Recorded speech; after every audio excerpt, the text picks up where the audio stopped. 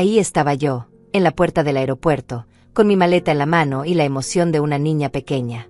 Acababa de pagar $80,000 por este viaje familiar navideño. Mi hijo Matías me había convencido diciéndome que sería perfecto para unirnos después de tantos años de distancia. Cecilia, mi nuera, había sonreído tanto cuando le conté sobre mi decisión de costear todo el viaje para la familia. Era mi regalo de Navidad, mi forma de demostrarles cuánto los amaba. Pero cuando llegué al mostrador junto a ellos, mi mundo se desplomó. Matías me miró con una frialdad que jamás había visto en sus ojos y dijo las palabras que cambiarían mi vida para siempre. No hay boleto para ti, mamá. Vete a casa. Me quedé ahí parada, sin entender. La gente pasaba a nuestro alrededor con sus equipajes, familias felices corriendo hacia sus vuelos, y yo inmóvil como una estatua. ¿Cómo que no hay boleto para mí?, logré susurrar. Cecilia evitaba mi mirada, jugando nerviosamente con su teléfono. Hubo un error con las reservas, mintió Matías sin el menor rastro de culpa en su voz. Solo tenemos boletos para nosotros y los niños. Tú tendrás que quedarte.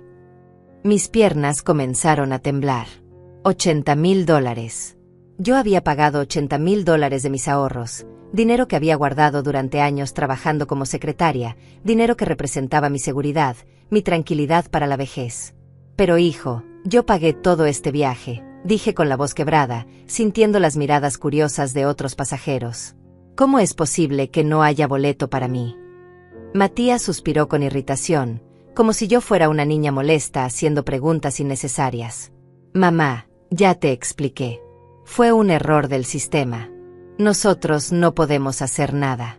El vuelo sale en 1 hora y no hay más asientos disponibles. Sus palabras eran como puñaladas. Cecilia finalmente levantó la vista y con una sonrisa falsa agregó: No te preocupes, Eugenia.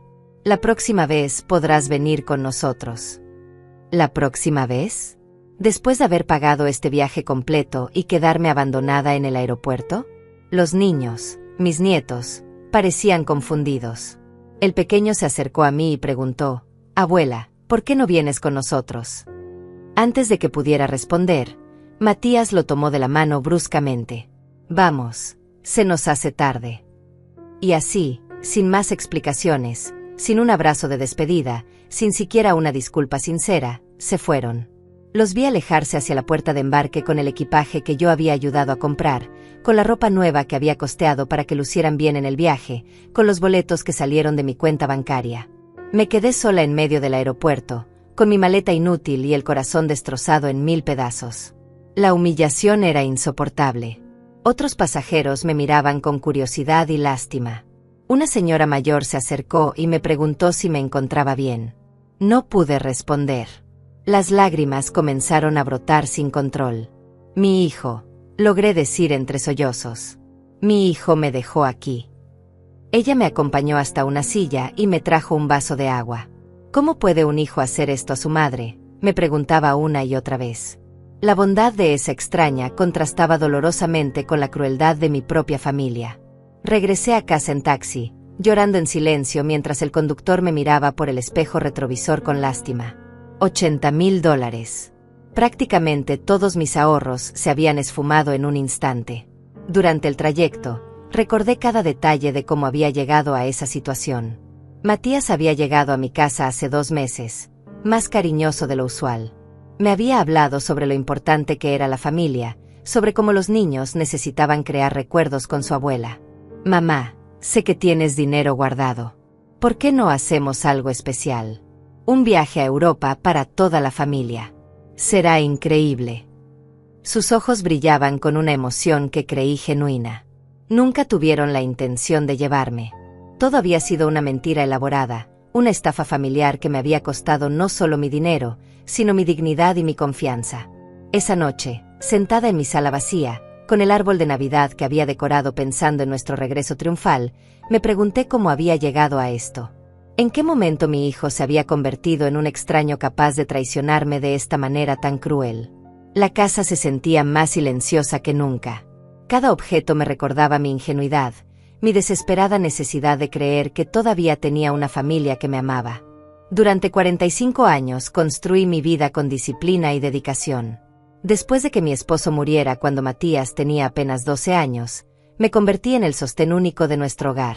Trabajé como secretaria en una empresa de contabilidad desde las 7 de la mañana hasta las 6 de la tarde, y por las noches daba clases particulares de mecanografía para ganar dinero extra.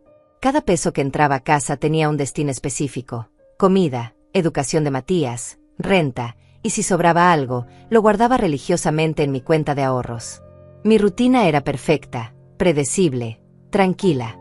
Me levantaba a las 5:30 cada mañana, preparaba el desayuno, alistaba a Matías para el colegio y salía corriendo para llegar puntual al trabajo. Durante años, mi vida giró completamente alrededor de mi hijo. Renuncié a salir con amigos, rechacé pretendientes, pospuse mis propios sueños. Todo por él. Matías es lo único que importa, me repetía cuando me sentía cansada o sola. Algún día él entenderá todo lo que sacrifiqué por su bienestar. Recuerdo con claridad meridiana el día que se graduó de la universidad. Yo estaba en primera fila, llorando de orgullo mientras él recibía su título de administración de empresas. Había pagado cada semestre con mis ahorros. Había trabajado dobles turnos durante 5 años para que él no tuviera que preocuparse por el dinero. Esa noche celebramos en un restaurante caro, uno de esos lugares elegantes donde nunca había puesto un pie. «Mamá, sin ti nada de esto hubiera sido posible», me dijo tomando mi mano. «Te prometo que ahora yo me haré cargo de ti. Nunca más tendrás que preocuparte por nada». Sus palabras sonaron como música celestial. Los primeros años después de su graduación fueron hermosos. Matías consiguió un buen empleo, se casó con Cecilia, una chica que parecía dulce y respetuosa. Yo pensé que finalmente tendría la familia grande que siempre había soñado. Cuando nacieron los niños, mis nietos, sentí que mi corazón se expandía de felicidad. Por fin podría ser la abuela consentidora que compraba regalos y cocinaba pasteles. Mi casa se llenó de risas los domingos cuando venían a visitarme. Cecilia siempre me trataba con cariño aparente. «Eugenia, usted es como una segunda madre para mí», me decía mientras me ayudaba a servir el almuerzo dominical. «Mis propios padres viven tan lejos que prácticamente usted es toda la familia que tengo aquí». Me emocionaba escuchar esas palabras. Después de tantos años de soledad, tener una nuera que me apreciara se sentía como una bendición del cielo. Incluso llegué a considerarla como la hija que nunca tuve. Durante las cenas familiares, Matías me contaba sobre sus proyectos en el trabajo, sobre sus ambiciones de crecer profesionalmente. «Mamá, estoy pensando en montar mi propio negocio», me comentó una vez mientras cortaba el asado que yo había preparado especialmente para él. «Solo necesito un poco de capital inicial. Nada del otro mundo». Yo asentía orgullosa, admirando su espíritu emprendedor. Mi hijo había crecido, se había convertido en un hombre responsable con metas claras. Los domingos se volvieron sagrados en mi calendario. Despertaba temprano para preparar la mesa con el mantel de encaje que había heredado de mi madre, sacaba la vajilla de porcelana que solo usaba en ocasiones especiales, y cocinaba durante horas los platos favoritos de todos. Sopa de lentejas para Matías, pollo al horno para Cecilia, y para los niños siempre tenía preparadas sus galletas preferidas. La casa se llenaba de aromas deliciosos y conversaciones animadas. «Abuela, ¿me cuentas otra vez la historia de cuando papá era pequeño?», me pedía mi nieta mientras se acurrucaba en mis brazos después del almuerzo. Yo le narraba anécdotas de la infancia de Matías, de sus travesuras, de cómo había sido un niño inteligente y cariñoso. Cecilia sonreía desde el sofá, aparentemente encantada con estas escenas familiares. «Qué suerte tienen mis hijos de tener una abuela tan amorosa», comentaba. Sus palabras me llenaban de satisfacción profunda. Mi rutina semanal incluía ir al mercado los miércoles para comprar todo lo necesario para el domingo familiar. Seleccionaba cuidadosamente las mejores frutas, la carne más fresca, los ingredientes perfectos para consentir a mi familia. El carnicero ya me conocía y siempre apartaba los mejores cortes cuando sabía que venía. «Doña Eugenia, aquí tiene el lomo que me pidió para su hijo», me decía con una sonrisa. Yo pagaba sin regatear, feliz de poder darles lo mejor. Las tardes las dedicaba a coser y tejer. Había hecho mantitas para cada uno de mis nietos cuando nacieron, suéteres para Matías y Cecilia durante los inviernos, y fundas decorativas para todos los muebles de mi casa. Mis manos siempre estaban ocupadas creando algo hermoso para mi familia. «Mamá, tienes un talento increíble», Me felicitaba Matías cuando le mostraba mis últimas creaciones. Deberías vender estas cosas. Pero yo no lo hacía por dinero, lo hacía por amor. Mi casa era mi orgullo. Pequeña pero impecable, cada rincón brillaba de limpieza. Las plantas del jardín florecían bajo mi cuidado constante, los muebles estaban siempre lustrados, y no había una sola mancha en las paredes pintadas de color crema. Su casa es una joya, me decían las vecinas cuando venían a tomar café. Y tenían razón. Había invertido años de esfuerzo en crear un hogar acogedor donde mi familia siempre se sintiera bienvenida. Los viernes por la noche, después del trabajo, me dedicaba a planear las actividades del fin de semana. Revisaba recetas en mis viejos libros de cocina, hacía listas de compras detalladas, y pensaba en pequeñas sorpresas para mis nietos. A veces compraba libros de cuentos nuevos, otras veces ingredientes para hacer su postre favorito. Mi refrigerador siempre estaba lleno de sus bebidas preferidas, y en mi congelador nunca faltaba helado de chocolate. Durante los días laborales, en la oficina, mis compañeras siempre me preguntaban por Matías y su familia. ¿Cómo están tus nietos, Eugenia?, me decían mientras tomábamos café en el descanso. Yo sacaba mi cartera y les mostraba las fotografías más recientes, contándoles cada logro escolar, cada palabra nueva que habían aprendido, cada gracia que habían hecho. «Qué afortunada eres de tener una familia tan amorosa», comentaban. Y yo me sentía efectivamente afortunada. Mi cuenta de ahorros crecía lentamente, pero de manera constante. Cada mes apartaba religiosamente una cantidad fija, sin importar las tentaciones o gastos inesperados que pudieran surgir. Este dinero es para mi vejez, me decía a mí misma, para no ser una carga para Matías cuando ya no pueda trabajar. Nunca imaginé que ese dinero, fruto de tantos años de sacrificio y privaciones, terminaría siendo la herramienta de mi propia humillación. 2 semanas después del episodio del aeropuerto, mientras intentaba procesar mi dolor y mi incredulidad, decidí ir al banco para revisar mi cuenta. Necesitaba ver con mis propios ojos el daño financiero que había sufrido. La empleada, una joven amable que ya me conocía de años de visitas regulares, me entregó el estado de cuenta con una sonrisa profesional. «Buenos días, señora Eugenia. ¿Cómo está usted?». Su cordialidad contrastaba brutalmente con el infierno emocional que yo estaba viviendo. Cuando miré los números en el papel, mi sangre se congeló. No solo habían desaparecido los $80,000 del supuesto viaje familiar. Había otras transacciones que no recordaba haber autorizado. Retiros de $5,000, $10,000, $15,000. Transferencias a cuentas que no reconocía. Mi corazón comenzó a latir tan fuerte que pensé que se saldría de mi pecho. «Disculpe», le dije a la empleada con voz temblorosa, «¿puede explicarme estas transacciones? No recuerdo haber hecho estos retiros». La chica revisó la pantalla de su computadora con atención. «Señora, según nuestros registros, todas estas transacciones fueron autorizadas con su tarjeta y su firma. Mire, aquí están las copias de los comprobantes». Me mostró una serie de papeles donde efectivamente aparecía mi firma, pero algo se sentía extraño. La letra era similar a la mía, pero había pequeñas diferencias que solo yo podía notar.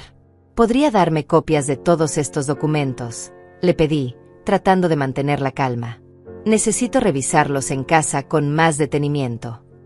Regresé a mi hogar con una carpeta llena de documentos bancarios y una sensación de náusea que no me abandonaba. Me senté en mi mesa del comedor, la misma donde había firmado tantos cheques para los gastos de Matías durante su universidad, y comencé a analizar cada papel. Las fechas de las transacciones coincidían con días en que Matías había venido a visitarme. Recordé vívidamente una ocasión en que él había llegado con una carpeta de documentos importantes que necesitaba que yo firmara. «Son papeles del seguro médico, mamá. Pura rutina», me había dicho. Yo, confiada como siempre, había firmado sin leer. Mi mente comenzó a conectar puntos que antes parecían inocentes. Las visitas cada vez más frecuentes de Matías durante los últimos meses. Su insistencia en que yo debería modernizar mis finanzas. Las veces que había tomado mi cartera para buscar una aspirina y la había devuelto minutos después. Las ocasiones en que Cecilia había insistido en ayudarme a organizar mis papeles importantes. «Eugenia, déjeme ayudarla a poner orden en estos documentos. Una persona de su edad no debería preocuparse por estas cosas complicadas», me había dicho con esa sonrisa dulce que ahora me parecía venenosa. Recordé también las conversaciones aparentemente casuales sobre mi situación financiera. Mamá, ¿cuánto dinero tienes ahorrado? Solo por curiosidad, para saber si estás bien protegida en caso de emergencia, me había preguntado Matías durante una de nuestras cenas dominicales.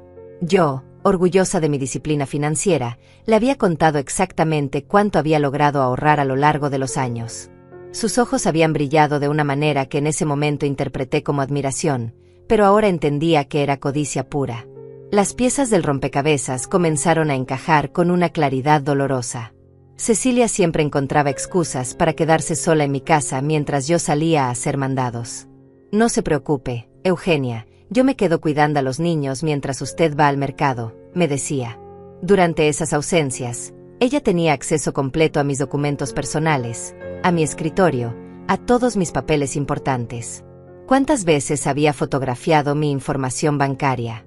¿Cuántas veces había practicado mi firma hasta perfeccionarla? Una tarde, mientras revisaba viejas fotografías familiares buscando algún consuelo para mi corazón destrozado, encontré algo que me heló la sangre. En una foto del último cumpleaños de mi nieta, Cecilia aparecía en el fondo, y en sus manos se veía claramente mi chequera. Recordé ese día perfectamente.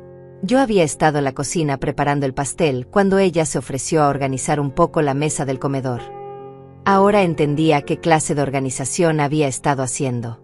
Decidí llamar a mi amiga Lucía, la única persona en quien podía confiar completamente. Lucía y yo habíamos trabajado juntas durante años, y ella conocía mejor que nadie mi situación familiar. Eugenia, siempre me pareció extraño que Matías y Cecilia fueran tan cariñosos contigo justo después de enterarse de tus ahorros, me dijo cuando le conté todo. Recuerdo que antes apenas te visitaban, y de repente se volvieron los hijos perfectos. Eso no es normal. Sus palabras confirmaron mis peores sospechas. Durante años, Matías había mostrado poco interés en mi vida cotidiana. Las visitas eran esporádicas, las llamadas telefónicas eran breves y siempre con alguna excusa para colgar rápido.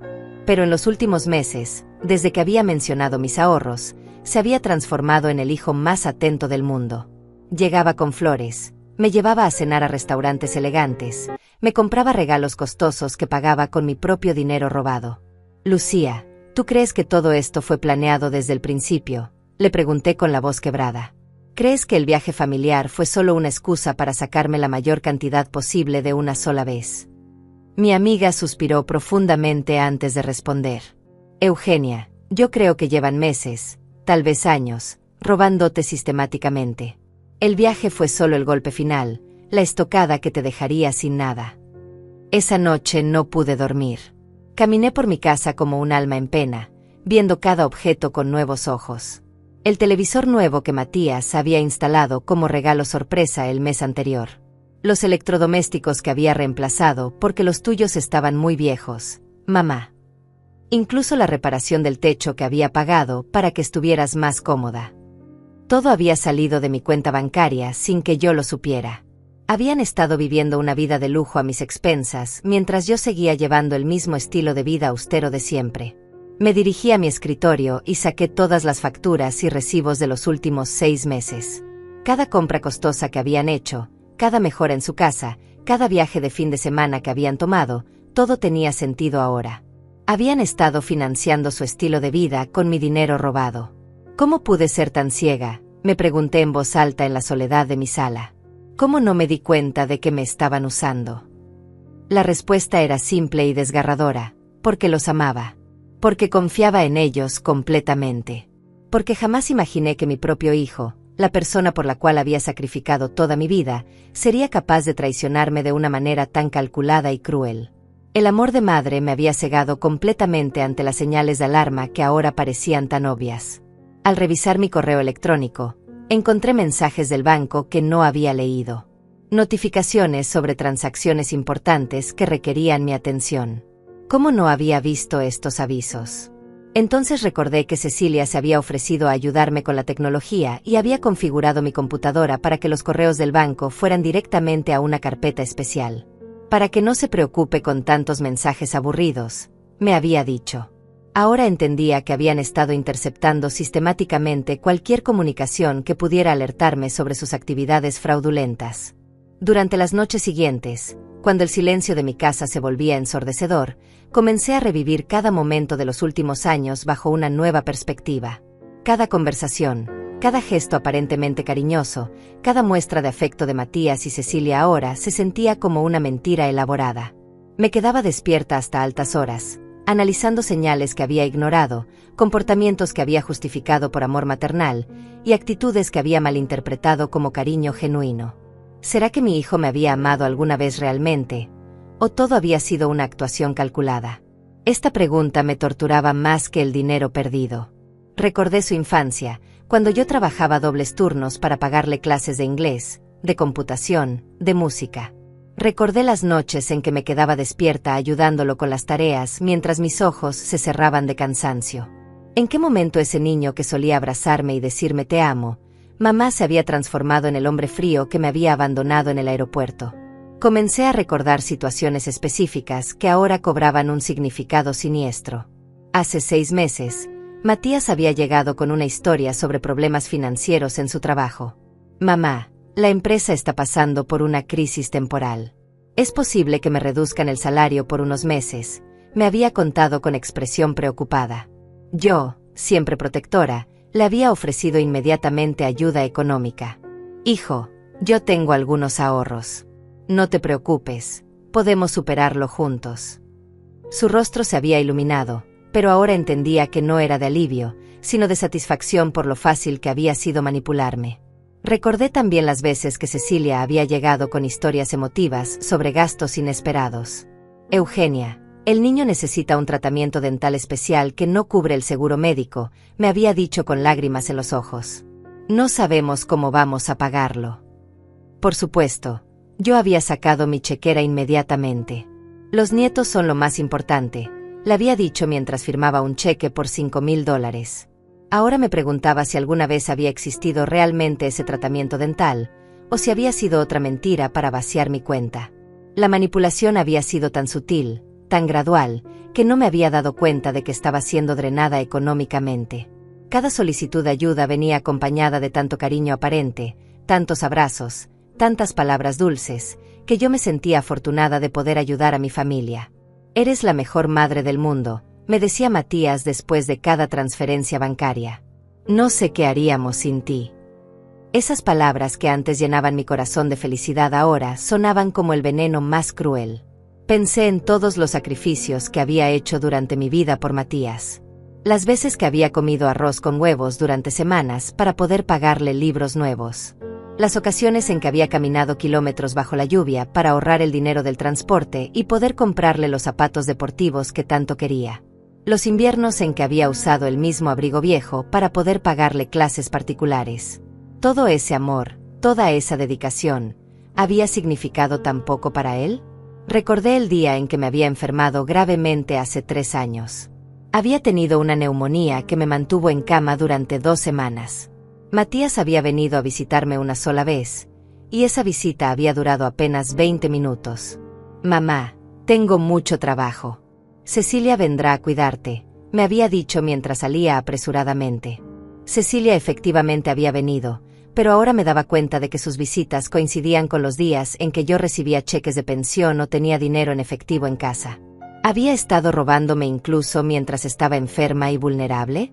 La soledad de esas semanas de enfermedad contrastaba dolorosamente con la atención excesiva que me habían dado en los meses recientes. Cuando no tenía nada que ganar, yo era prácticamente invisible para ellos. Pero cuando necesitaban acceso a mi dinero, se convertían en la familia más amorosa del mundo. La hipocresía era tan descarada que me preguntaba cómo había podido ser tan ciega. Analicé también las conversaciones que habían tenido sobre mi futuro.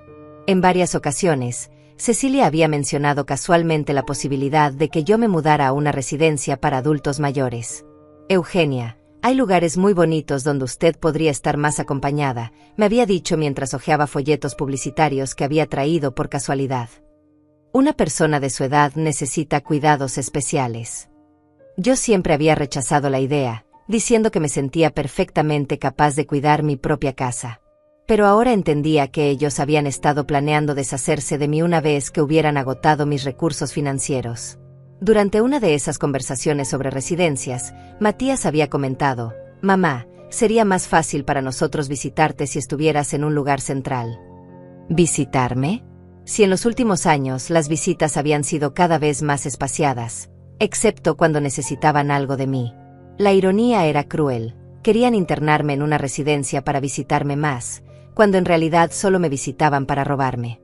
Comencé a entender también por qué habían sido tan insistentes en que les diera una llave extra de mi casa. Es por seguridad, mamá, me había dicho Matías. Si te pasa algo, necesitamos poder entrar rápidamente. Yo, conmovida por su aparente preocupación, les había dado no solo una llave, sino también las combinaciones de mi caja fuerte y los códigos de mi sistema de alarma. Prácticamente les había entregado acceso total a mi vida y mis pertenencias. Recordé las veces que había llegado a casa y había encontrado pequeños detalles fuera de lugar. Papeles ligeramente movidos de su posición original, cajones que no recordaba haber abierto, documentos que parecían haber sido revisados. En ese momento lo atribuía a mi edad, pensando que tal vez mi memoria me estaba fallando. Pero ahora sabía que ellos habían estado registrando mi casa sistemáticamente, buscando información financiera, documentos importantes, cualquier cosa que pudieran usar en mi contra.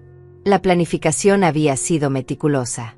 Habían estudiado mis hábitos, mis horarios, mis rutinas. Sabían exactamente cuándo estaba fuera de casa, cuándo recibía ingresos, cuándo tenía dinero disponible. Habían convertido mi amor maternal en su arma más poderosa, usando mi necesidad de sentirme útil y querida como la herramienta perfecta para manipularme. ¿Pero hasta dónde llegaba esta traición? ¿Cuánto tiempo llevaban planeando esto? Comencé a sospechar que la decisión de Matías de casarse con Cecilia también había sido estratégica. Ella había aparecido en nuestras vidas justo cuando yo había comenzado a hablar más abiertamente sobre mis ahorros para la jubilación. ¿Había sido una coincidencia, o Matías había buscado específicamente una cómplice para su plan de robarme? Recordé la primera vez que conocí a Cecilia. Había sido encantadora, pero también muy curiosa sobre mi situación financiera. Sus preguntas habían parecido inocentes en ese momento. Eugenia, ¿usted trabajó toda su vida en el mismo lugar? ¡Qué estabilidad tan admirable! Seguramente logró ahorrar mucho dinero. Yo, orgullosa de mi disciplina financiera, había compartido detalles sobre mi situación económica que ahora entendía habían sido información valiosa para sus planes futuros. La traición se sentía como capas y capas de mentiras que se iban revelando una tras otra. Cada recuerdo que revisaba mostraba una nueva dimensión de su engaño. No solo me habían robado dinero, me habían robado años de felicidad genuina, porque cada momento de alegría familiar que había vivido había sido construido sobre mentiras. Las sonrisas, los abrazos, las palabras de cariño, todo había sido teatro destinado a mantenerme vulnerable y confiada mientras me despojaban de todo lo que había trabajado para conseguir. Al cuarto día de mi descubrimiento, tomé la decisión más difícil de mi vida: fingir que no sabía nada mientras investigaba en secreto. Si Matías y Cecilia habían sido capaces de actuar durante tanto tiempo, yo también podría hacerlo. Me levanté esa mañana con una determinación que no había sentido en años. No iba a ser la víctima indefensa que ellos creían que era. Iba a descubrir exactamente qué habían hecho y cómo podía recuperar mi dinero y mi dignidad. Primero, necesitaba aliados. Llamé a mi amiga Lucía y le pedí que me acompañara al banco. Necesito tu apoyo moral, le dije, pero también necesito un testigo de todo lo que vamos a descubrir. Lucía, que había trabajado durante años en el área administrativa de una empresa, entendía perfectamente los procedimientos bancarios y legales. Eugenia, vamos a llegar hasta el fondo de esto, me prometió con una determinación que me dio fuerzas. En el banco, solicité hablar con el gerente. Le expliqué mi situación con todo detalle, mostrándole las discrepancias que había encontrado en mis estados de cuenta. El hombre, un señor de mediana edad con experiencia en casos similares, revisó mis documentos con atención profesional. Señora Eugenia, definitivamente hay irregularidades aquí. Vamos a iniciar una investigación interna y le sugiero que también considere hacer una denuncia legal. Sus palabras me confirmaron que no estaba loca, que efectivamente había sido víctima de fraude. El gerente me explicó que necesitaríamos analizar las grabaciones de seguridad de las fechas en que se realizaron las transacciones sospechosas. Si alguien más usó su información para hacer retiros, las cámaras lo habrán registrado, me aseguró. También me sugirió que solicitara una auditoría completa de mi cuenta de los últimos 2 años. Es un proceso que puede tomar algunas semanas, pero nos dará un panorama completo de todas las transacciones irregulares. Mientras esperábamos los resultados de la investigación bancaria, decidí que necesitaba más evidencias. Esa tarde, llamé a Enrique, mi abogado de confianza. Enrique había manejado todos mis asuntos legales durante los últimos 15 años. La compra de mi casa, mi testamento, los seguros de vida. Era un hombre íntegro que conocía perfectamente mi situación financiera. Eugenia, esto que me cuentas es muy grave, me dijo después de escuchar todo el relato. Vamos a necesitar documentar cada transacción irregular y recopilar todas las pruebas posibles. Enrique me explicó que el fraude financiero contra personas mayores era más común de lo que yo imaginaba, especialmente cuando los perpetradores eran familiares cercanos. Los ancianos son vulnerables porque confían en sus hijos y nietos, me explicó. Los estafadores familiares saben exactamente cómo manipular esas emociones. Sus palabras me dolieron, pero también me dieron claridad sobre lo que realmente había pasado. Mi abogado me sugirió que instalara una grabadora en mi teléfono para registrar cualquier conversación futura con Matías y Cecilia. Si intentan contactarla o si regresan del viaje, necesitamos documentar todo lo que digan, me advirtió. Sus propias palabras podrían ser la evidencia más poderosa que tengamos. La idea de grabar a mi propio hijo me revolvía el estómago, pero sabía que era necesario para protegerme. Durante los días siguientes, me convertí en una detective de mi propia vida. Revisé cada cajón, cada archivo, cada documento que tenía en mi casa. Encontré cosas que me helaron la sangre. Había copias de documentos bancarios con firmas que definitivamente no eran mías, pero que se parecían lo suficiente como para pasar desapercibidas. Había facturas de compras costosas que yo supuestamente había hecho, pero que no recordaba en absoluto. En mi escritorio encontré un sobre que no recordaba haber puesto ahí. Adentro había fotografías de mi tarjeta de crédito, por ambos lados, incluyendo el código de seguridad. Las fotos habían sido tomadas con teléfono celular, probablemente durante una de las visitas dominicales cuando yo estaba distraída en la cocina. La evidencia era tan clara, tan descarada, que no podía creer mi propia ingenuidad. Revisé también mi computadora y encontré que mi contraseña del banco había sido cambiada recientemente. Cuando llamé para verificar, me dijeron que la modificación se había hecho desde mi propia computadora, pero en una fecha en que yo no había estado en casa. Cecilia tenía acceso a mi casa esos días, porque yo le había dado las llaves para que regara las plantas mientras estaba en el hospital para unos análisis de rutina. Lucía me ayudó a revisar mis recibos telefónicos de los últimos meses. Descubrimos llamadas a números que no reconocía, llamadas que habían sido hechas desde mi teléfono mientras yo no estaba en casa. Cuando investigamos esos números, descubrimos que pertenecían a empresas de préstamos rápidos y casas de empeño. ¿Habían estado usando mi identidad para obtener créditos adicionales? La investigación se volvió más compleja cuando Enrique descubrió que habían intentado cambiar el beneficiario de mi seguro de vida. Los documentos estaban en proceso, pero afortunadamente no habían sido completados antes de que yo descubriera el fraude. Eugenia, si esto hubiera prosperado, usted hubiera perdido el control total sobre sus beneficios, me explicó mi abogado. Estaban planeando algo mucho más grande que simplemente robarle dinero de su cuenta corriente. Enrique también descubrió que habían estado pagando servicios caros a mi nombre sin mi conocimiento. Suscripciones a canales premium de televisión, planes de telefonía celular para múltiples líneas, incluso un préstamo para automóvil que aparecía vinculado a mi información crediticia. Han estado viviendo completamente a sus expensas durante mucho más tiempo del que usted sospecha, me informó.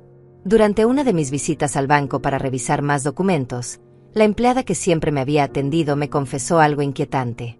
Señora Eugenia, su hijo venía frecuentemente a hacer transacciones en su nombre. Siempre traía documentos que parecían estar en orden, y decía que usted lo había enviado porque tenía problemas de salud.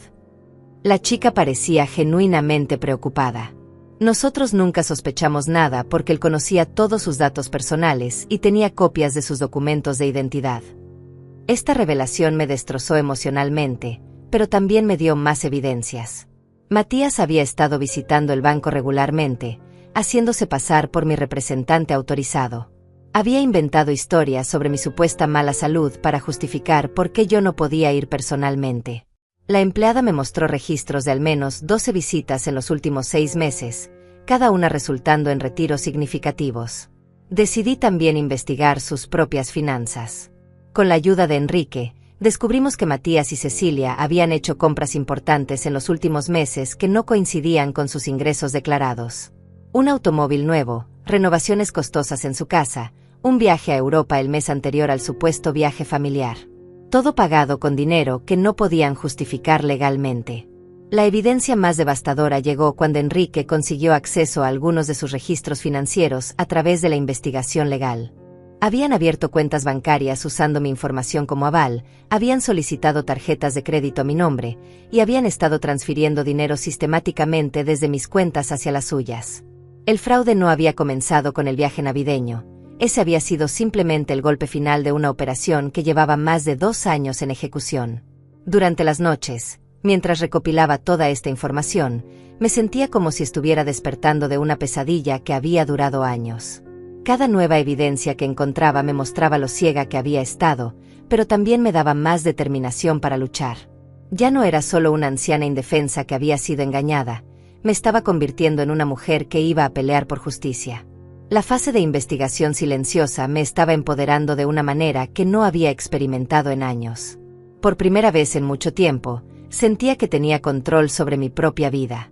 Matías y Cecilia creían que me habían dejado destruida y abandonada, pero en realidad me habían liberado de las ilusiones que me mantenían vulnerable. Ahora podía ver la realidad con claridad cristalina, y estaba preparándome para el contraataque. El quinto día de mi investigación silenciosa, mientras revisaba los últimos documentos que Enrique me había traído, recibí una llamada que cambiaría completamente el curso de mi plan. Era de una mujer llamada Elena, que se identificó como investigadora de seguros. Señora Eugenia, hemos estado investigando algunas irregularidades en su póliza de seguro de vida, y necesitamos hablar con usted urgentemente, me dijo con voz profesional pero preocupada. Elena me explicó que alguien había intentado hacer cambios significativos en mi póliza sin mi conocimiento. Según nuestros registros, su hijo Matías presentó documentos alegando que usted tiene problemas de demencia y que él necesita poder legal para manejar sus asuntos, me informó. También solicitó ser nombrado como único beneficiario, reemplazando la distribución que usted había establecido previamente. Mis manos comenzaron a temblar mientras escuchaba estas palabras. Afortunadamente, continuó Elena, nuestro protocolo requiere verificación directa con el asegurado antes de hacer cambios tan drásticos. Por eso la estamos llamando. Le expliqué brevemente mi situación, y ella me pidió que fuéramos a su oficina inmediatamente. Señora Eugenia, esto es muy serio. Si estos documentos hubieran sido procesados, usted habría perdido completamente el control sobre su póliza de seguros. En la oficina de Elena, me mostraron copias de los documentos que Matías había presentado. Había un reporte médico falso que alegaba que yo sufría de demencia avanzada, firmado por un doctor que yo nunca había visitado. Había documentos legales falsificados que supuestamente me otorgaban incapacidad mental. Y lo más perturbador de todo, había una carta supuestamente escrita por mí, pidiendo que Matías tomara control total de mis finanzas debido a mi deterioro mental progresivo. ¿Usted escribió esta carta?, me preguntó Elena mostrándome el documento. La letra era una imitación casi perfecta de la mía, pero había pequeños detalles que la delataban como falsificación. Jamás escribí eso, le aseguré. Y definitivamente no tengo demencia ni ningún deterioro mental. Elena asintió y me explicó que conservaríamos todos estos documentos como evidencia del fraude. Pero Elena tenía más información perturbadora para compartir. Señora Eugenia, su caso no es aislado. En los últimos 6 meses, hemos recibido 3 casos similares donde familiares intentan obtener control sobre pólizas de seguros usando documentos médicos falsificados. Me mostró un archivo que contenía casos parecidos al mío. En todos estos casos, los perpetradores siguieron el mismo patrón. Primero drenaron las cuentas bancarias, luego intentaron obtener control sobre los seguros de vida. La revelación más impactante llegó cuando Elena me contó sobre una investigación más amplia que estaban conduciendo. Creemos que existe una red organizada que se especializa en este tipo de fraude contra personas mayores, me explicó. Su nuera, Cecilia, aparece en otros 2 casos que estamos investigando. Parece que ella ha estado involucrada en esquemas similares con otras familias. Esta información me dejó completamente atónita.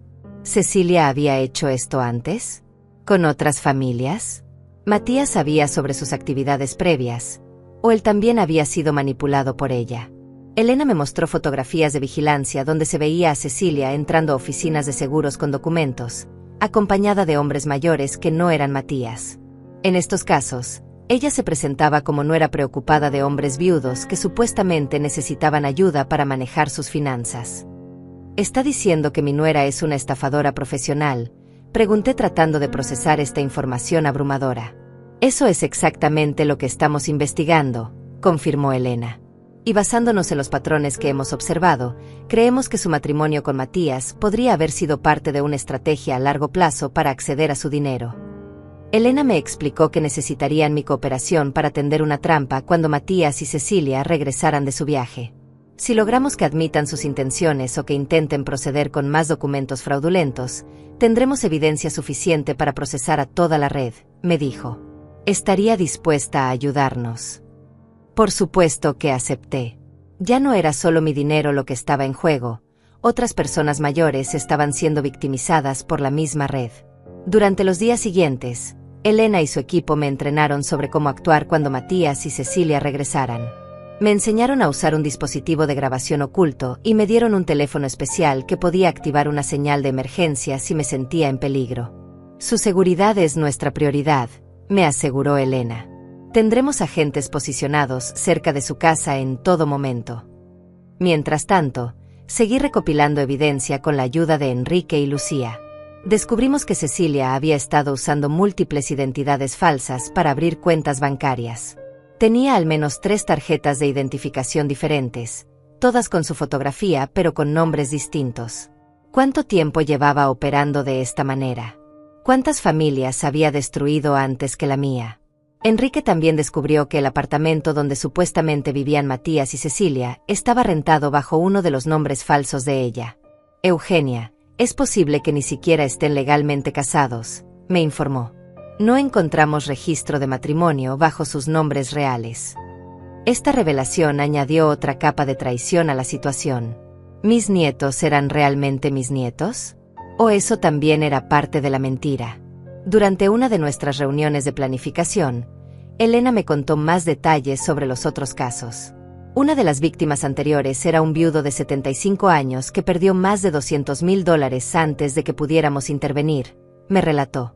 Cecilia se había hecho pasar por su nuera durante casi 3 años. El hombre murió de un ataque cardíaco cuando se enteró de la verdad. Sus palabras me hicieron realizar que yo había tenido suerte de descubrir el fraude cuando lo hice. La investigación también reveló que Matías y Cecilia habían estado planeando mi accidente una vez que hubieran agotado todos mis recursos. Elena me mostró mensajes de texto interceptados donde discutían la posibilidad de que yo sufriera una caída o tuviera problemas de salud que requirieran hospitalización permanente.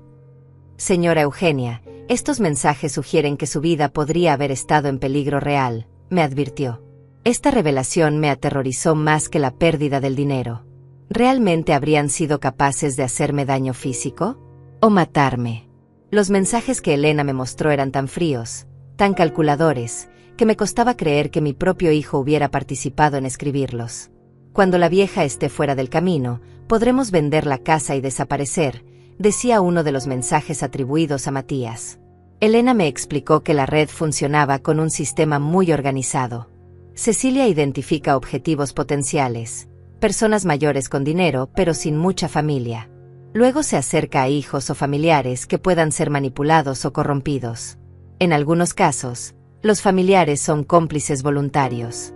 En otros, son víctimas secundarias que también están siendo manipulados. ¿En qué categoría estaba Matías? ¿Era un criminal o otra víctima? La respuesta llegó cuando Elena me mostró registros financieros que habían obtenido a través de la investigación legal. Matías había estado recibiendo pagos regulares de Cecilia mucho antes de que comenzara el fraude contra mí. Estos pagos datan de hace 5 años, me informó Elena. Su hijo ha estado en la nómina de esta operación criminal desde mucho antes de que ellos intensificaran sus actividades contra usted. Durante nuestras sesiones de preparación, conocí a otras víctimas de la misma red. Había un hombre de 80 años que había perdido su casa y todos sus ahorros. Una mujer de 72 años que había sido internada en un asilo contra su voluntad mientras vaciaban sus cuentas. Escuchar sus historias me llenó de una furia que nunca había experimentado antes. No era solo lo que me habían hecho a mí, era parte de un patrón sistemático de abuso contra personas mayores. Elena me preparó para diferentes escenarios que podrían desarrollarse cuando Matías y Cecilia regresaran. Es posible que intenten acelerar sus planes cuando se den cuenta de que usted está investigando, me advirtió. Podrían tratar de forzarla a firmar documentos, o incluso amenazarla físicamente. Por eso es crucial que mantenga la calma y siga el protocolo que hemos establecido. También me entrenaron sobre cómo obtener confesiones grabadas sin despertar sospechas. La clave está en hacer las preguntas correctas de manera casual, me explicó un especialista en interrogatorios. Deje que ellos se incriminen solos.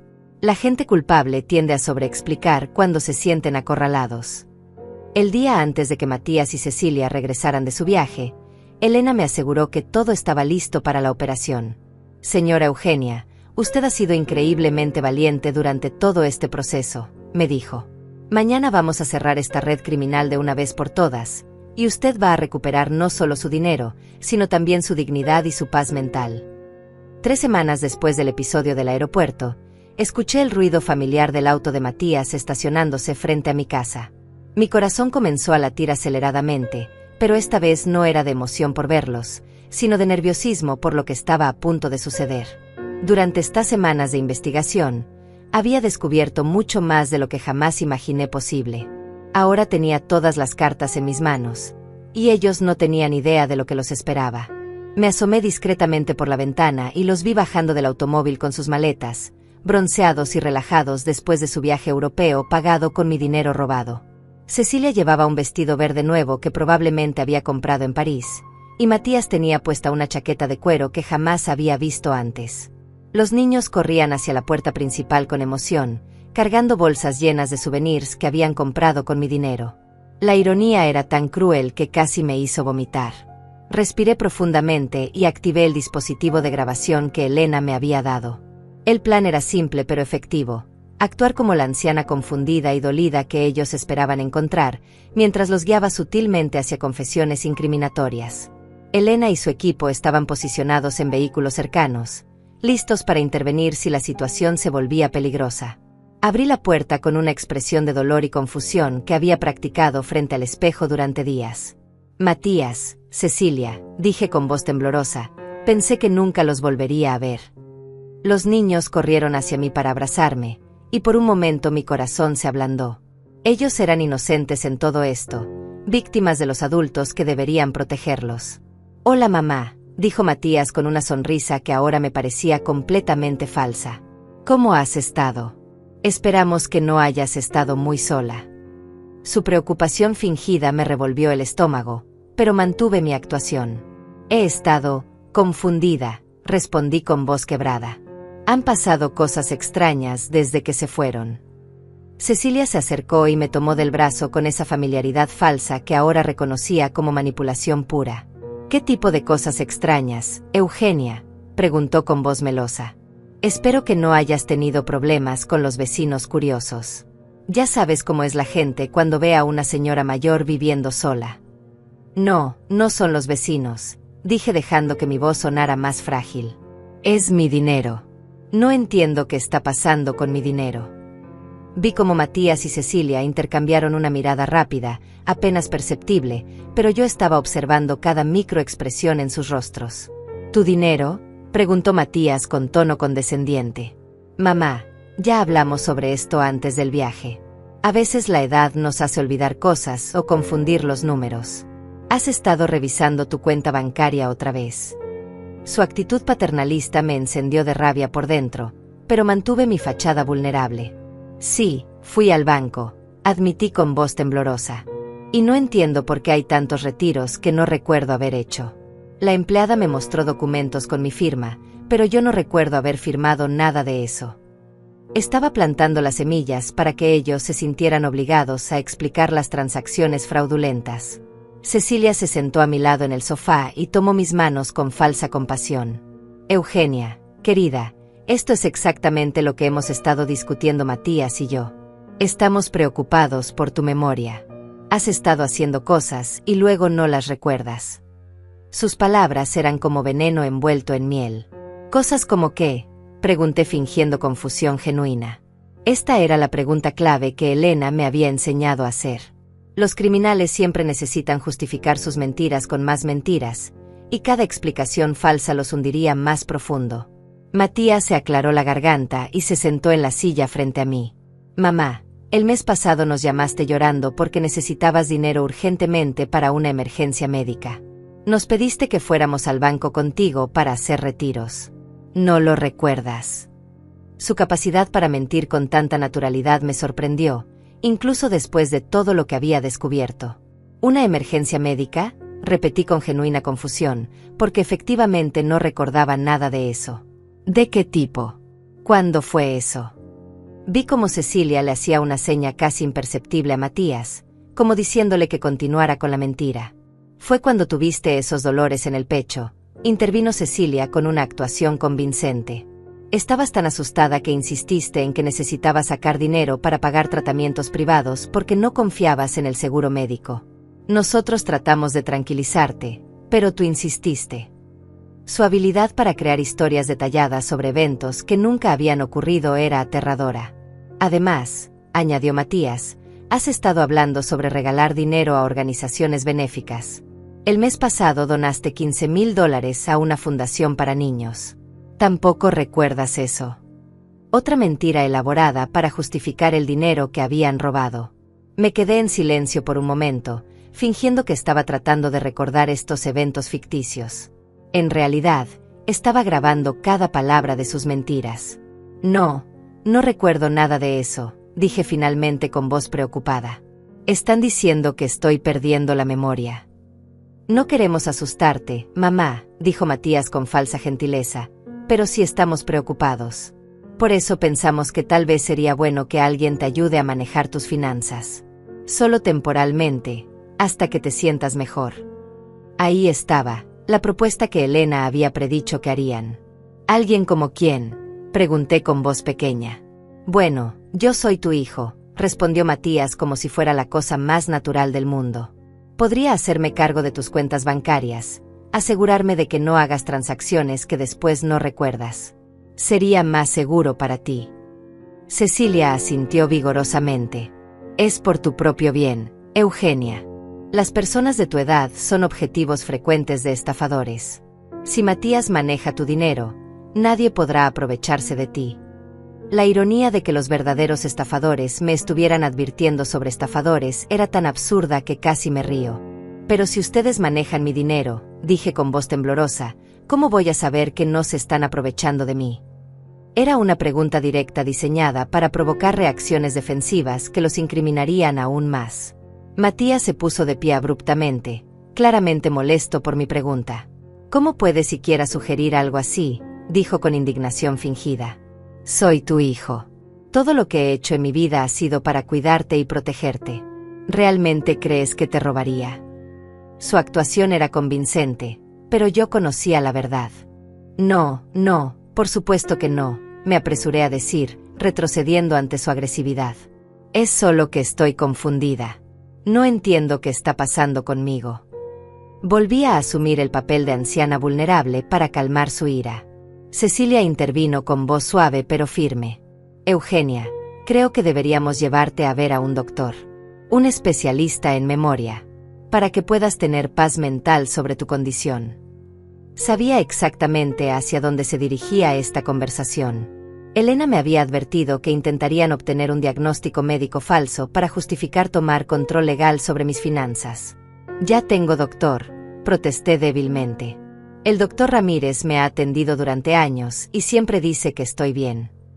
Pero mamá, insistió Matías, el doctor Ramírez es médico general. Necesitas ver a un especialista, alguien que entienda específicamente sobre problemas de memoria en personas mayores. De hecho, añadió Cecilia con una sonrisa que no alcanzó sus ojos, ya hemos investigado algunos especialistas excelentes. Hay un doctor que viene muy recomendado, y podríamos conseguir una cita para la próxima semana. Estaba segura de que este especialista era parte de su red criminal, alguien que proporcionaría el diagnóstico falso que necesitaban. En ese momento, fingí que me sentía abrumada y comencé a llorar suavemente.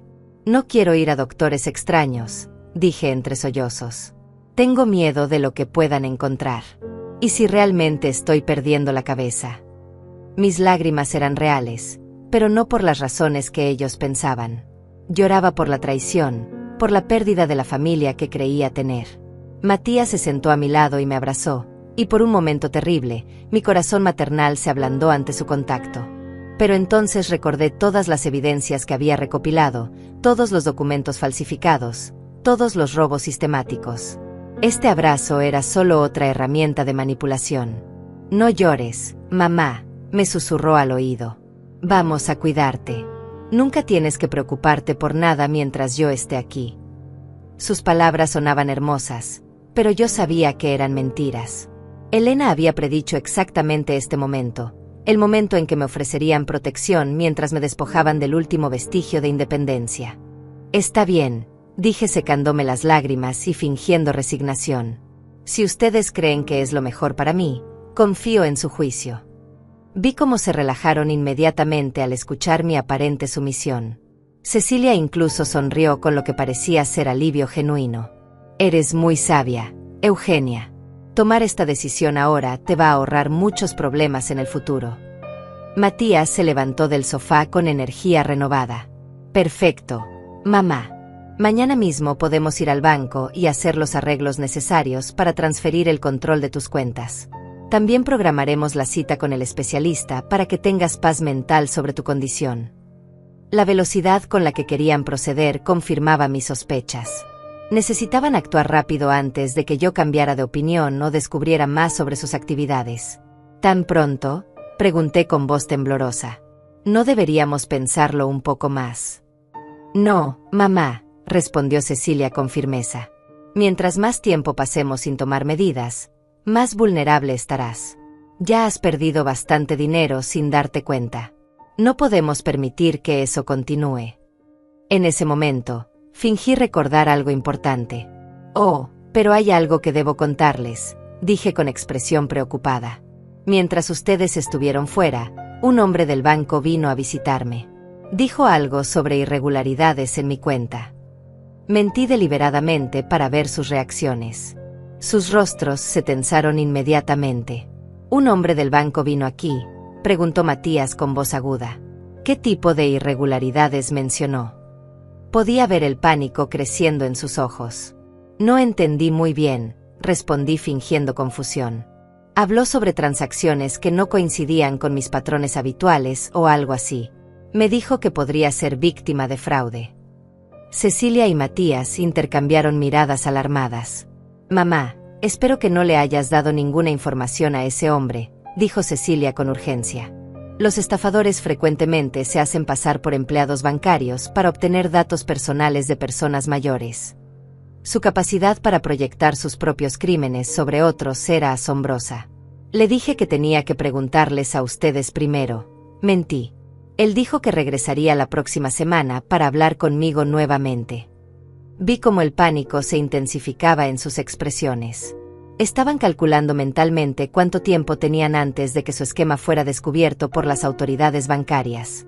Definitivamente es un estafador, declaró Matías con convicción forzada.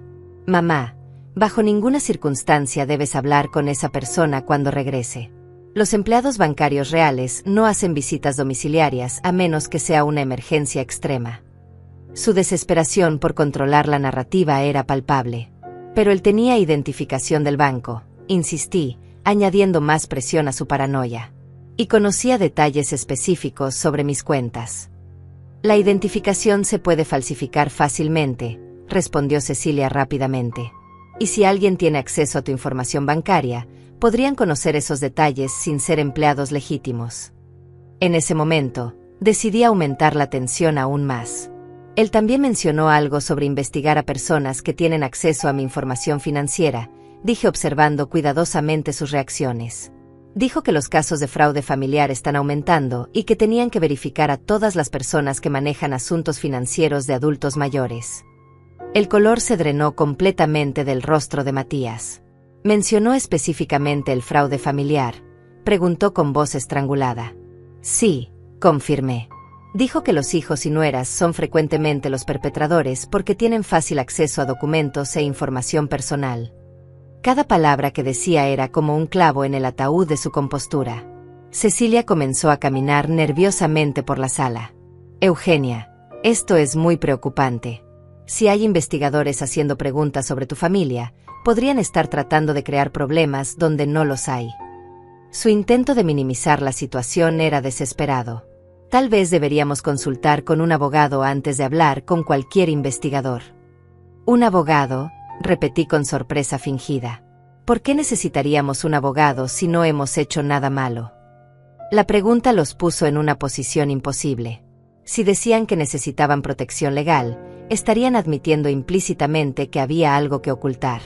Si decían que no la necesitaban, parecería sospechoso que hubieran sugerido consultar con uno. Matías trató de recuperar el control de la conversación.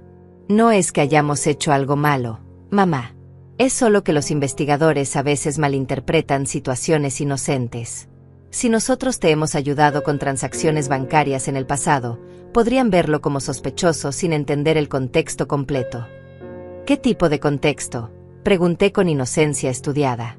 Era otra pregunta diseñada para forzarlos a elaborar sus mentiras. Bueno, comenzó Cecilia, claramente improvisando, como cuando te ayudamos a hacer esas donaciones caritativas que querías hacer. O cuando te acompañamos al banco para los retiros de emergencia médica. Un investigador podría pensar que te estábamos presionando, cuando en realidad solo estábamos ayudándote a hacer lo que tú querías hacer. En ese momento, el teléfono sonó. Era parte del plan de Elena, una llamada programada para aumentar la presión psicológica. ¿Contesto?, pregunté mirándolos nerviosamente. No, dijeron ambos al unísono, lo cual fue muy revelador. Déjalo sonar, añadió Matías. Podría ser ese supuesto investigador bancario tratando de presionarte. El teléfono sonó varias veces antes de detenerse, pero pocos minutos después comenzó a sonar nuevamente. Parece urgente, comenté. Tal vez debería contestar. Absolutamente no, insistió Cecilia con voz firme. Si es realmente importante, dejarán un mensaje. Su negativa a permitirme contestar el teléfono reveló claramente su intención de aislarme de cualquier contacto externo que pudiera interferir con sus planes. Elena había predicho exactamente esta reacción. Los criminales siempre tratan de controlar la comunicación de sus víctimas para mantener su influencia. Después de que el teléfono dejó de sonar, Matías se acercó a mí con determinación renovada. Mamá, creo que deberíamos acelerar nuestros planes. En lugar de esperar hasta mañana, ¿por qué no vamos al banco esta tarde? Podemos arreglar todo antes de que ese supuesto investigador cause más confusión. Esta tarde, repetí con sorpresa genuina. Su prisa era tan obvia que incluso alguien verdaderamente confundido se daría cuenta. ¿No es muy apresurado? Ni siquiera he tenido tiempo de procesar todo lo que me están diciendo sobre mi memoria. Es precisamente por eso que necesitamos actuar rápido, insistió Cecilia. Mientras más tiempo pases preocupándote por estos temas, más estrés te causará. Una vez que Matías esté manejando tus finanzas, podrás relajarte y no preocuparte por nada de esto nunca más. La ironía de sus palabras era casi cómica. Me estaban diciendo que robarme completamente mi independencia financiera me daría paz mental. Pero, objeté débilmente, ¿no debería entender mejor qué documentos estaría firmando? Mi amiga Lucía siempre dice que nunca se debe firmar nada sin leerlo cuidadosamente. Al mencionar a Lucía, vi cómo se tensaron nuevamente. ¿Le has contado a Lucía sobre tus problemas de memoria?, preguntó Matías con voz tensa. No quisiéramos que se preocupara innecesariamente, o peor aún, que esparciera rumores sobre tu condición. No, no le he contado nada específico, mentí. Solo le mencioné que me sentía confundida últimamente. En realidad, Lucía sabía todo sobre la investigación y estaba esperando mi señal para intervenir si fuera necesario. Bien, respondió Cecilia con alivio evidente. Es mejor mantener estos asuntos en familia hasta que tengamos todo resuelto. No queremos que los vecinos o amigos comiencen a hacer preguntas o a interferir con decisiones que son puramente familiares. Su insistencia en el secreto era otra señal de alarma clásica. Elena me había enseñado que los estafadores siempre tratan de aislar a sus víctimas de sus sistemas de apoyo. Al mantenerme alejada de Lucía y otros amigos, sería más fácil manipularme sin interferencia externa. En ese momento, decidí que tenía suficiente evidencia grabada para proceder con la siguiente fase del plan. Está bien, dije con resignación fingida. Si ustedes creen que ir al banco esta tarde es lo mejor, confío en su juicio. Solo espero que estén haciendo esto porque me aman y no por alguna otra razón. La culpabilidad que se reflejó momentáneamente en sus rostros fue casi satisfactoria. Pero se recuperaron rápidamente. Por supuesto que es porque te amamos, mamá, dijo Matías acercándose para abrazarme nuevamente. Todo lo que hacemos es para protegerte y cuidarte. Mientras me abrazaba, discretamente activé la señal de emergencia en el dispositivo que Elena me había dado. Era hora de que aparecieran los verdaderos profesionales. 5 minutos después de activar la señal de emergencia, escuchamos el ruido de varios automóviles estacionándose frente a mi casa. Matías y Cecilia se dirigieron inmediatamente hacia la ventana con expresiones de pánico creciente. ¿Quiénes son esas personas?, preguntó Cecilia con voz estrangulada mientras observaba a varios hombres y mujeres en trajes profesionales bajando de los vehículos. No lo sé, mentí con convicción Oscar Borti. Tal vez sean los investigadores del banco que mencioné. El color se drenó completamente de sus rostros cuando vieron a Elena dirigiéndose hacia la puerta principal acompañada de 2 agentes de policía y un oficial de seguros. El timbre sonó con autoridad. Matías me miró con desesperación. Mamá, no abras la puerta. Diles que no es un buen momento, que estás enferma o algo así. Su pánico era tan evidente que incluso los niños comenzaron a preguntar qué estaba pasando. ¿Por qué no debería abrir?, pregunté con inocencia fingida. Si son del banco, tal vez puedan aclarar toda esta confusión sobre mi dinero. Caminé hacia la puerta mientras Matías y Cecilia intercambiaban miradas desesperadas. Abrí la puerta y actué sorprendida de ver a tantas personas. Buenos días, dijo Elena mostrando su identificación oficial. Soy Elena Vargas, investigadora de seguros. Estamos aquí para hablar con la señora Eugenia sobre algunas irregularidades graves que hemos descubierto en sus cuentas financieras y póliza de seguros. Por favor, pasen, dije haciéndome a un lado. Mi hijo y mi nuera están aquí. Tal vez puedan ayudar a aclarar cualquier malentendido. Cuando Elena y su equipo entraron a la sala, Matías y Cecilia estaban de pie como estatuas, claramente calculando si tenían alguna posibilidad de escapar. Señor Matías y señora Cecilia, dijo Elena dirigiéndose directamente a ellos, necesitamos hacerles algunas preguntas sobre transacciones financieras realizadas en nombre de la señora Eugenia. Sacó una carpeta gruesa llena de documentos. Tenemos evidencia de fraude sistemático, falsificación de documentos y robo de identidad que los involucra directamente a ambos. Cecilia inmediatamente adoptó una postura defensiva. No entiendo de qué está hablando. Nosotros solo hemos ayudado a Eugenia con sus finanzas porque ella tiene problemas de memoria. Qué interesante, respondió Elena con una sonrisa fría. Porque según nuestros registros médicos, la señora Eugenia no ha sido diagnosticada con ningún problema de memoria por ningún doctor legítimo. Además, continuó Elena abriendo la carpeta, tenemos evidencia de que ustedes presentaron documentos médicos falsificados alegando que ella tiene demencia avanzada. Le mostró a Cecilia las copias de los reportes falsos. ¿Puede explicar cómo obtuvieron estos documentos de un doctor que la señora Eugenia nunca ha visitado? Matías trató de intervenir. Debe haber algún error. Nosotros nunca presentamos documentos médicos falsos. ¿No?, preguntó Elena. Entonces supongo que pueden explicar estas grabaciones donde discuten planes para declarar a su madre mentalmente incompetente para obtener control sobre sus finanzas. Elena activó un dispositivo de audio y la habitación se llenó con las voces de Matías y Cecilia discutiendo cómo la vieja tendría que ser internada una vez que hubieran drenado completamente sus cuentas. Escuchar esas conversaciones grabadas me destrozó el corazón, pero también me llenó de una satisfacción feroz al ver sus caras de horror al darse cuenta de que habían sido descubiertos. Eso ha sido sacado de contexto, tartamudeó Cecilia. Estábamos hablando hipotéticamente sobre qué hacer si la condición de Eugenia empeoraba. ¿Hipotéticamente?, preguntó uno de los oficiales de policía. También fueron hipotéticos los $160,000 que robaron de sus cuentas bancarias. La cifra me impactó. Había sabido que el robo era extenso, pero escuchar la cantidad total me quitó el aire. $160,000. Prácticamente todos mis ahorros de toda una vida de trabajo. Vi cómo Matías tragaba saliva convulsivamente al darse cuenta de que conocían el alcance exacto de sus crímenes. Elena se dirigió específicamente a Cecilia. Señora, o debería decir, señorita Carmen Ruiz, también conocida como Cecilia Morales, también conocida como Patricia Vega. Cecilia palideció como si hubiera visto un fantasma. Tenemos evidencia de que ha operado esta estafa en al menos 5 familias diferentes durante los últimos 7 años. Su verdadero nombre es Carmen Ruiz, continuó Elena, y tiene antecedentes criminales en 3 estados por fraude contra adultos mayores.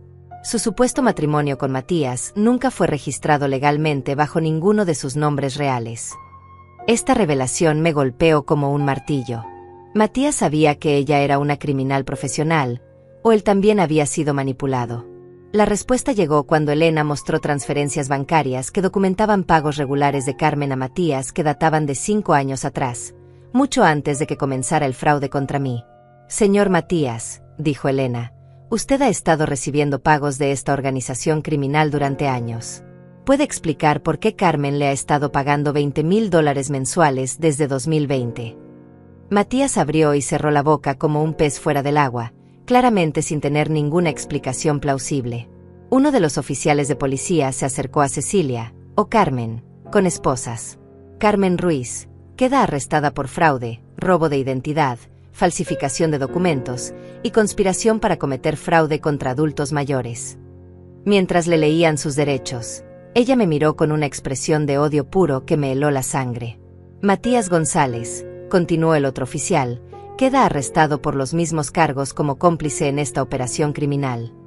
Cuando le pusieron las esposas a mi hijo, sentí como si mi corazón se partiera en dos. A pesar de todo lo que había hecho, seguía siendo el niño que había criado, y verlo arrestado era una de las experiencias más dolorosas de mi vida. Antes de que se los llevaran, Matías me miró con lágrimas en los ojos. Mamá, lo siento. No era supuesto que llegara tan lejos. Sus palabras sonaban genuinas, pero Elena me había advertido que los criminales frecuentemente expresan remordimiento cuando son capturados, no porque realmente se arrepientan, sino porque lamentan haber sido descubiertos. ¿Los niños son realmente tus hijos?, le pregunté con voz quebrada. Sí, respondió con voz ahogada. Eso al menos era real. Esa pequeña confirmación me dio un poco de consuelo. Mis nietos realmente eran mis nietos, aunque su madre fuera una criminal profesional y su padre un cómplice. Elena se acercó a mí después de que se llevaron a Matías y Carmen. Señora Eugenia, sé que esto es increíblemente difícil para usted, pero quiero que sepa que vamos a recuperar la mayor parte de su dinero. Hemos localizado las cuentas donde transfirieron sus fondos, y el proceso de restitución ya ha comenzado. ¿Y los niños?, pregunté preocupada. ¿Qué va a pasar con ellos? Servicios Sociales está evaluando la situación, me explicó Elena. Dado que usted es su abuela biológica y que Carmen no es su madre legal bajo su verdadera identidad, es posible que usted pueda obtener custodia temporal si lo desea. La idea de criar a mis nietos a los 68 años era abrumadora, pero también me llenaba de propósito. Ellos eran inocentes en todo esto, víctimas de las decisiones criminales de los adultos que deberían haberlos protegido. Durante las semanas siguientes, mientras el caso legal se desarrollaba, comencé a reconstruir mi vida. Elena cumplió su promesa. Recuperé $140,000 de los $160,000 robados. Los otros $20,000 habían sido gastados en el viaje europeo y otros gastos, pero la mayor parte de mis ahorros fueron restituidos. Lucía me acompañó a todas las audiencias legales. Eugenia, estoy tan orgullosa de cómo manejaste esta situación, me decía. Podrías haber sido víctima para siempre, pero decidiste luchar. Su apoyo fue invaluable durante esos meses difíciles. Obtuve custodia temporal de mis nietos después de una evaluación exhaustiva. Al principio fue desafiante explicarles por qué sus padres no podían estar con ellos, pero con la ayuda de consejeros profesionales, logramos navegar esa transición. Un año después, estoy sentada en mi jardín tomando café con Ismael, quien se convirtió en mi vecino favorito y, eventualmente, en algo más que un amigo. ¿Alguna vez te arrepientes de haber luchado contra ellos?, me pregunta mientras observamos a los niños jugar. Nunca, Respondo con convicción total. Hoy estoy sola en términos de la familia que pensé que tenía. Pero por primera vez en años, estoy en paz. Tengo mi dignidad, mi independencia, y una nueva familia que construí yo misma con personas que realmente me aman. Los niños corren hacia nosotros pidiendo galletas, y me levanto para atenderlos. Matías está cumpliendo una sentencia de 8 años por fraude. Carmen recibió 15 años como cabecilla de la operación criminal. A veces me preguntan por sus padres, y siempre les digo la verdad de manera apropiada para su edad, que sus padres cometieron errores graves y están aprendiendo las consecuencias. Mientras preparo la merienda para los niños, reflexiono sobre lo mucho que ha cambiado mi vida. Perdí a un hijo, pero gané mi libertad. Perdí una ilusión, pero encontré mi fuerza. Y aunque el camino fue doloroso, no cambiaría el resultado final. Hoy estoy sola, pero por primera vez en paz.